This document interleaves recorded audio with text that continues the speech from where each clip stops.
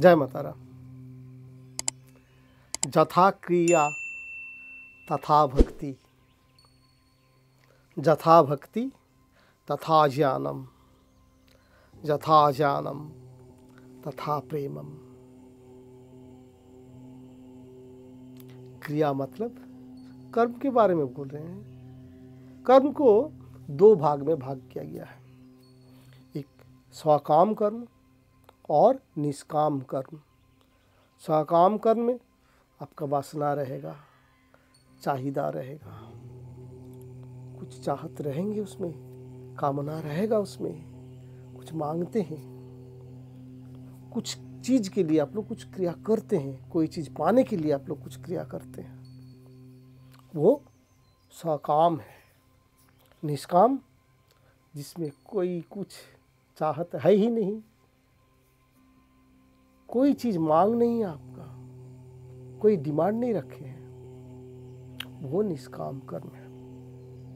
मैं इस निष्काम कर्म के बारे में बात कर रहा हूँ। जहाँ निष्काम कर्म आपका करते रहिएगा तो उसमें क्या होगा, भक्ति के संचार होगा, भीतर से आप और उत्फुल्लित हो जाओगे, भक्ति बढ़ते रहेगा। जैसे जैसे भक्ति बढ़ते रहेगा ऐसे धीरे धीरे ज्ञान भी बढ़ते रहेगा।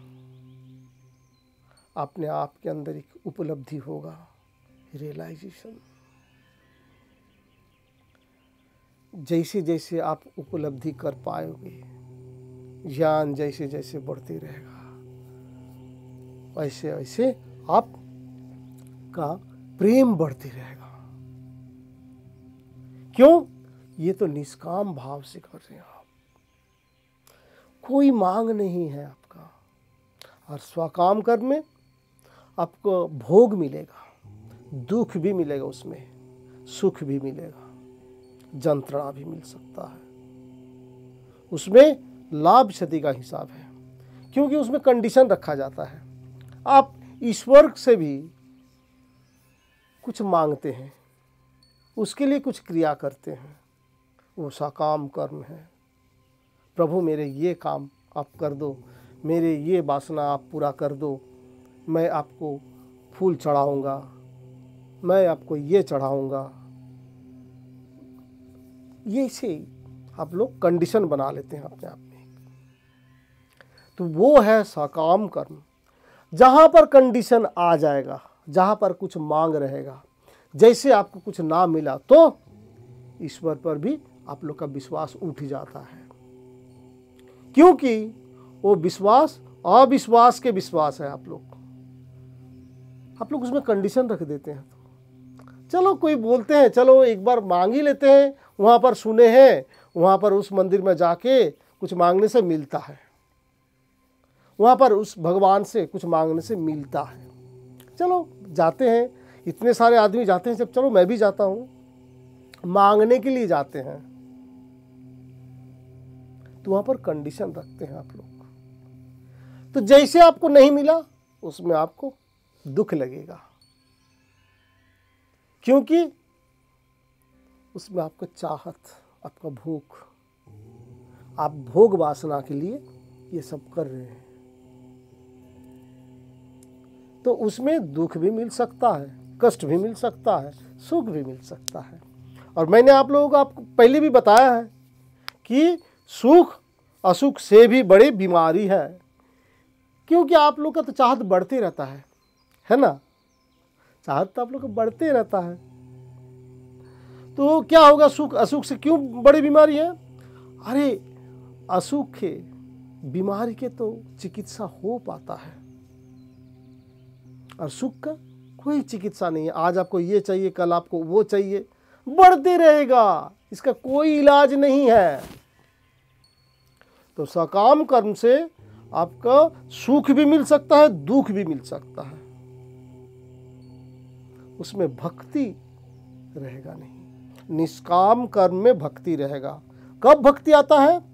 जब भोग में इति होगा, भोग में जब आपका इति होगा, भोग विलास का और इच्छा ही नहीं रहेगा, तब आपका भक्ति आएगा।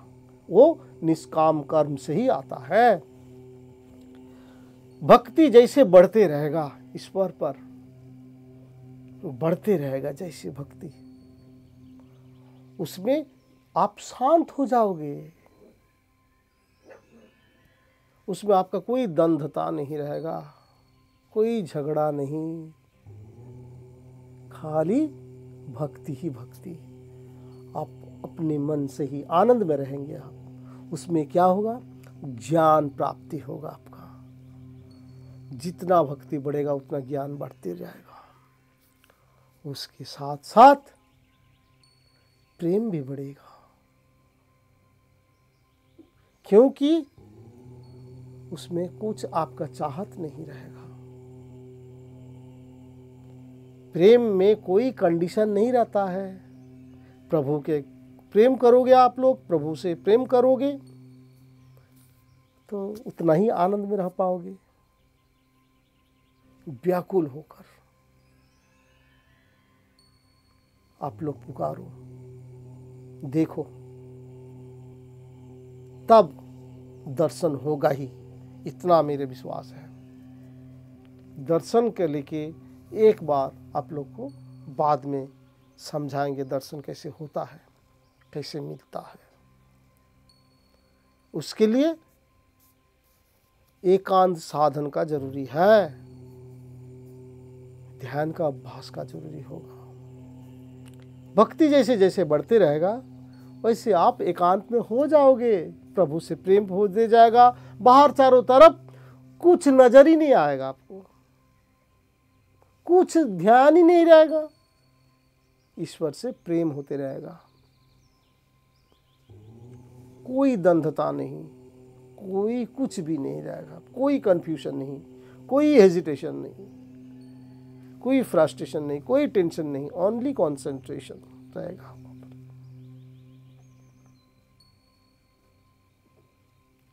ध्यान रखिएगा बात को मेरा, आनंद में रहिए। जय माता रा।